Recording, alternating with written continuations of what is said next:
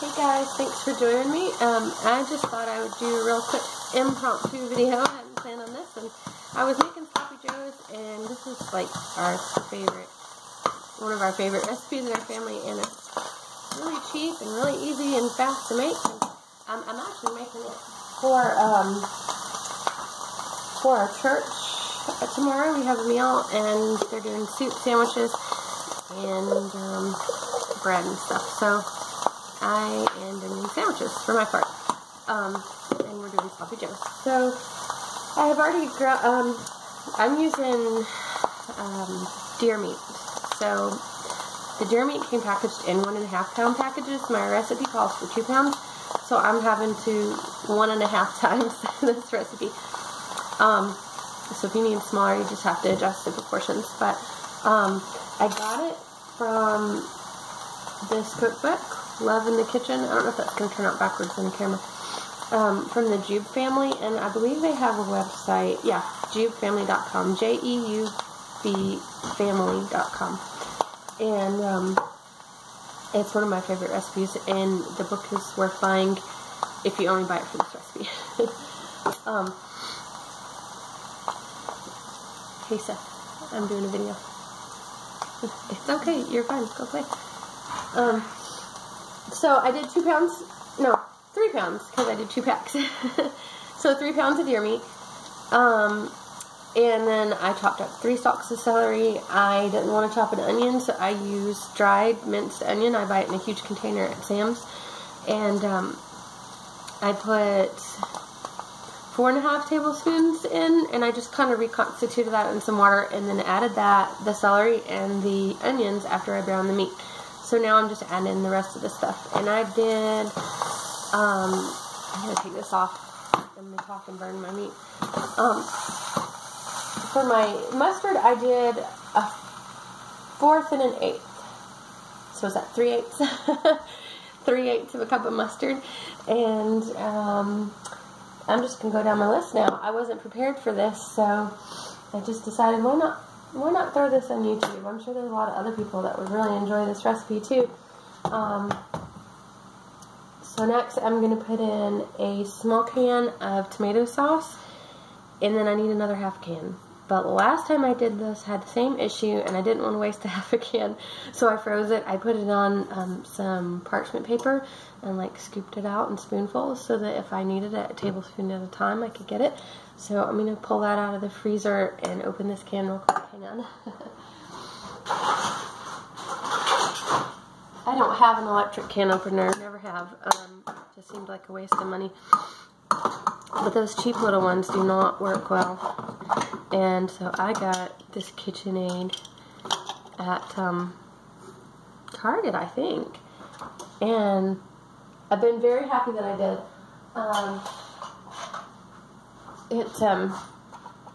It has a lifetime warranty. So it's really, in a way, it's kind of annoying. But those other cheap ones don't work good either. You'd just be buying another one of them, but it has already broken twice. It just wears out. It's like the bearings in it wear out. So, but hey, it's lifetime warranty. So I called them, and I had to mail in my old one that cost a few bucks to mail it in, and they sent me a new one. And when it works really, really good. But if it works, pardon me because I have a cold, and so I sound just awful. Actually, I probably will not be going to church tomorrow. I'm probably just making this for my family to take. I'm going to grab my tomato sauce again.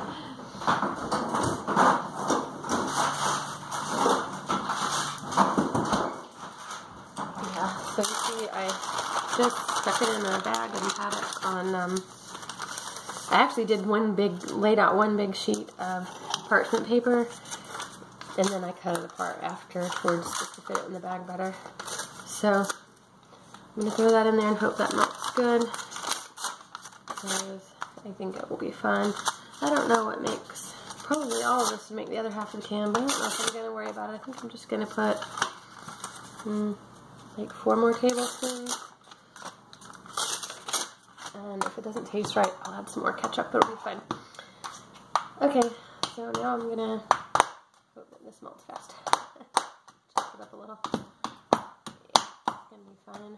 I haven't ever done it with this frozen like this. I've heard other people that have. That's where I got the idea to freeze it like that. I have no idea where, but somewhere on YouTube or the web, something. Take it back off the burner. So then I need 3 teaspoons of garlic powder. One of these days I'm going to rewrite this recipe in a better form for me. I just want to write it like all the liquid, all the powder, kind of in the order that you would put it in the pan. It just drives me crazy. I don't know. And it says to use a half a clove of garlic for one recipe, so for me, well, I guess I would have to use a whole clove, because I wouldn't really split a clove to 3/4, but, or, I don't ever buy garlic just because it ends up rotting or something before I use it all, so I just use garlic powder, and this told me to use 2 teaspoons in place of the half a clove. I've always heard 1/8 of a teaspoon per clove, so that's usually what I do, but I accidentally doubled it in a soup recipe once, and it was really good too, so I don't think you can put too much garlic, but that's just what I'm doing for this recipe. And then about 1.5 tablespoons of molasses, and I bought this stuff, this unsulfured molasses from Aldi years ago, like years and years ago. Hold on, here it is. And I bought a whole bunch of it because after they have it around Thanksgiving. I'm sorry, I'm probably getting up in the way. You don't need to see my face anyway. They had it up around Thanksgiving, and I bought a bottle, and then this is one of those things they don't keep in stock all the time, I don't think. And so then after Thanksgiving or Christmas one, they marked it way down, and I bought a ton of it, and I'm still using it to this day. So it lasts, you know, saves a lot of money. But it is so thick, it's a real pain in the rear end to get out. But the thing is with this recipe, if you put a little more or less of something, it's really forgiving. You never, I mean, it's not going to mess it up. So,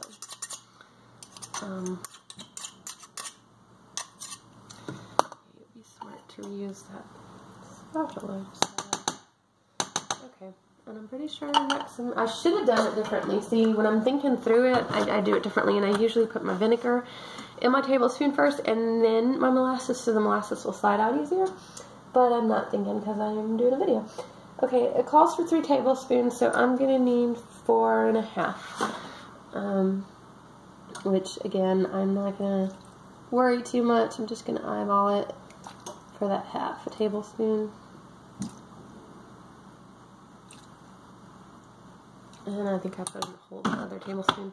It'll be fine. That tangy flavor anyway. 1.5 cups of ketchup.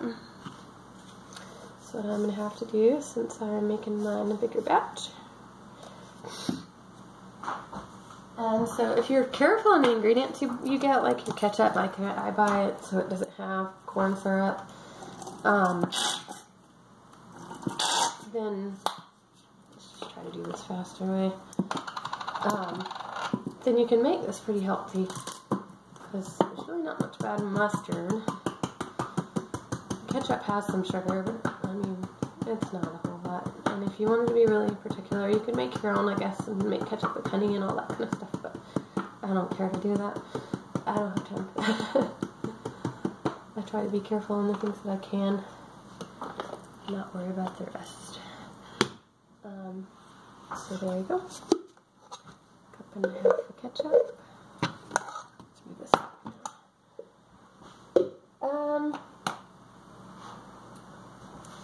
I gotta do my math here. 3/4. Yeah, 3/4 a cup of brown sugar.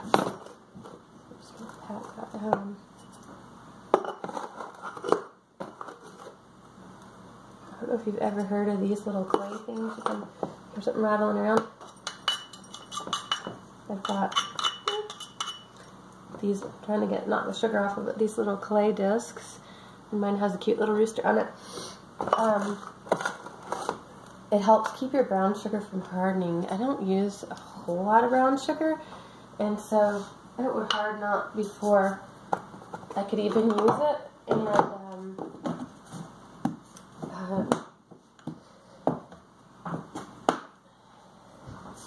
these things, you just soak them in warm water, and then you can put them in there, dry them off. They'll have soaked up a lot of the water. Then you put them in your brown sugar, and it keeps it from getting hard. It's so great. And just so you know, I'm not making any money off of any of this stuff. I don't even have an Amazon affiliate account at this point. Maybe someday I will, and I'll add it in the description. I don't make money on the Jubes cookbook. I don't personally know them. I'm just sharing stuff I like. So if I mention stuff in here, I don't know. I feel like sometimes YouTube videos, all people want to do is just sell, and that's okay. But I don't want you to ever feel like I am just telling you something so I can sell you something, because I'm not. I have no financial interest in this. Oh my God. The wrong measuring spoon. I forgot. I already had gotten it out. Okay, so 1/4 teaspoon is the recipe, and then I'm going to need another half of that since I'm adding more. 1/8 teaspoon of chili powder, but I'm going to do a little more than that. Again, see, I just eyeball it, and this is 1/4 teaspoon, and I've got it close to full, but not quite. Good enough.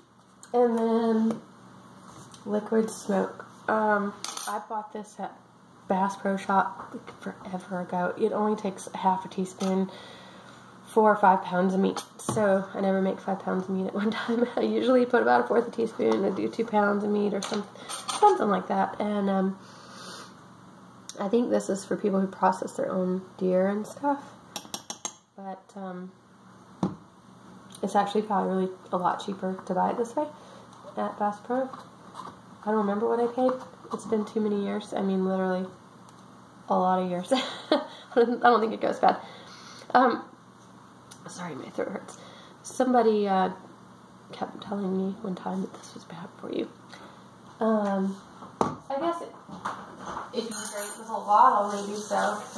But I watched a how it's made video one time on how they make liquid smoke, and it was actually pretty cool. They have these huge chimney things, and they just literally pack it full of wood, and they burn it, and because it's closed up or something, I don't remember at all, it condensates, and they catch that condensation, and that is liquid smoke. So literally it's just from burning wood. It isn't anything chemical.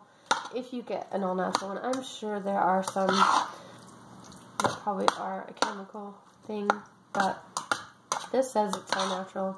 I hope it is. I only put a little bit. But anyway, let me go back over this, make sure I didn't forget anything. So I've got my ground beef, my celery, minced the onions, the garlic powder, mustard, tomato sauce, molasses, ketchup, vinegar, brown sugar, pepper, chili powder, and a little bit of liquid smoke, and that's it. And then I just stir it up, and we'll heat this for about 30 minutes on the stove. You can also throw this in the crock pot, is what Wendy Jube mentions. I have never done that. It's just so fast to make on the stove. Why do that? But it also freezes up really well. So sometimes I'll just make a big, huge pot of it just so that I don't have to cook twice. And I don't do a whole lot of freezer cooking anymore. I used to do a lot, but I just kind of, I don't have the time. So whenever I'm cooking, I usually will make double batches and freeze the other half. Or I've gotten to recently where used to I didn't want to serve the same meal twice in a week, but my husband, he's told me before, he's like, I don't care, just you've already done it, let's eat it twice, I don't care. So I will do that sometimes. And like last week, I believe we ate tacos twice, and we ate lentil soup twice. But everybody was happy, and you know, especially if you like throw a day in there, like if you don't have the leftovers the very next day, but you have something different in between, and then the next day you have the leftovers, then it doesn't feel like, oh, I've eaten this a million times. So he takes it for lunch too, whatever we have left over. So anyway, that's it, and I hope you enjoy it. It's yummy. We serve it up on hamburger buns, and I'm sure if you want a healthier option, you could do that. I'm trying to switch over and begin doing things gluten-free for my son with ADD, and hopefully it's going to help him. We've already seen some improvement. So I tried cloud bread, which I found a recipe for on YouTube, and it worked really good for making tuna sandwiches if you put it in the refrigerator overnight. It kind of softens up and has more bread texture when you put it in the refrigerator. And I don't know if it would hold up for holding something like this, but it held, well, I mean, it probably would. It held up for doing tuna sandwiches, so everybody loved it. So it's low carb and high protein, which is probably how I should eat too. I need to lose some baby weight.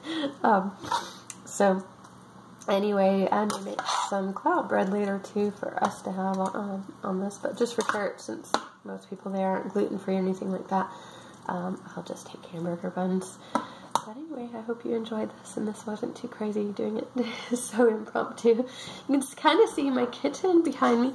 I did some videos. I'm going to switch my camera again and try to show it. We fixed that window up there, and we still need to take our ladder down. Okay, this is without me preparing. Let me just switch the video. Oh, I can't do that mid-video. Too bad. I was going to switch the way it shows. I've done some follow-up videos on our kitchen, but I have never actually loaded them to YouTube because of time. Hopefully y'all understand. It's a mess right now. I'm cooking, and we still have all my husband's tools sitting in the cabinet. I don't want to put my stuff in the cabinet yet because he hasn't built the drawers. So whenever he gets the drawers built, I'm going to go ahead and unpack my boxes and do that. But I don't know. He stays so busy, and when he gets home, it's usually late, and I'm still homeschooling, and then he comes in and helps get supper together or do something with the kids, and before you know it, the evening's gone, and anyway, he hasn't had time. So he's got a couple built. We hated the drawer slides we got. We got the soft close. They do not work well. You have to yank on the door to get it open. So anyway, we're going to return those because they don't work right, and just get regular old drawer slides and put the little rubber pads on it so if kids slam it, it doesn't ruin it. It's going to be a long time before we actually get the doors, I think, because it's just going to take time. He doesn't have a lot of it, and he's working a full-time job. So anyway, that's our kitchen, and I love my new cabinet tops. See my granite? No, can I get it right? There you go. So very pleased. I think my hubby did a wonderful job. I'm very happy. But anyway, there's a quick update, and maybe one of these days I'll actually load the video of that. I think I have another one of how I finished the cabinets as well, just if somebody wanted to know how to do this. But thanks for watching, and if you haven't, please subscribe. It would really help me a lot. I've been doing videos probably 2 years ago. I loaded my phonics videos, and I never put ads on the phonics videos because I wanted to just be there to help the kids and not have to watch an ad. But I put ads in my other one and got an AdSense account. But they have, in like probably 2 years, I've made $20, and I haven't even made that because they don't send you a check until you make $25. So, you know, whatever. But now I don't even know if I'm going to get my $20 because they sent me a message and said, unless you have 1,000 subscribers and like 4,000 views, or I don't remember how many views, a lot of views, then you couldn't have an AdSense account, which is okay, but you know, it's a little bit annoying because I do the work to put them on there. It seems like if they play an ad that I should make money off of it, but whatever, they're not going to. So if you want to help me out, subscribe, because I'm this close to having 1,000 subscribers. I've got like 600 and something, I think, unless people have unsubscribed. And so I just need to get 1,000, and then I'll get my $20, hopefully, after 2 years. But one of these days I'm going to start doing this more, and It's just taking the time to do it when you're busy with kids and everything, and then sick on top of it. But thanks for watching. Sorry to ramble on. Hope you enjoy the sloppy joes.